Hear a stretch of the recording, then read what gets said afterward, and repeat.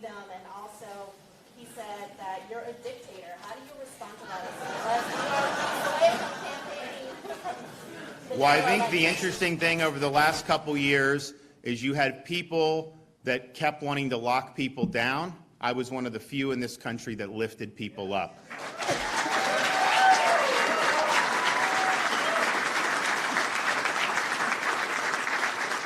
We protected people's freedoms, jobs, businesses. We made sure kids could be in school, and we liberated 22 million Floridians from local mandates and restrictions. We protected them against vax mandates so that they could keep working without having that.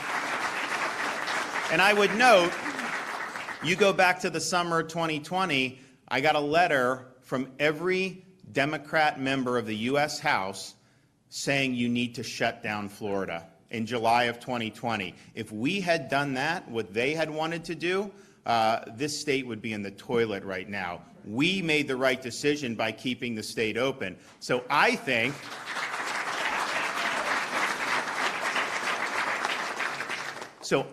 the people that are dictatorial are the ones that want to lock you down.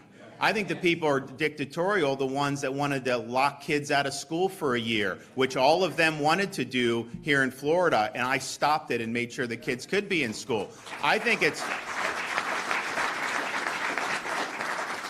it's dictatorial to say that someone should lose their job based on their choice about whether to get a COVID shot or not. So that's just the reality, and the reason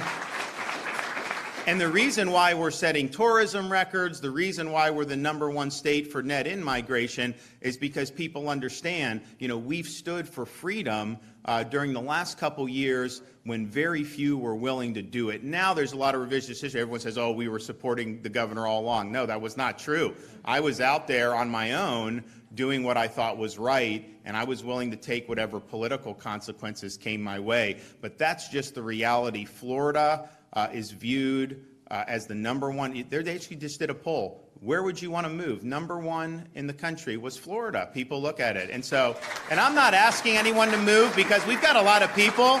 We've got a lot of infrastructure. We've got a lot to do. So I'm not out there begging folks, but I think the proof is in the pudding. People vote with their feet. People were not begging to get into San Francisco over the last 2 years. They were not begging to get into New York. They were not begging to get into Chicago or Minneapolis. People were doing whatever they could to get to the state of Florida.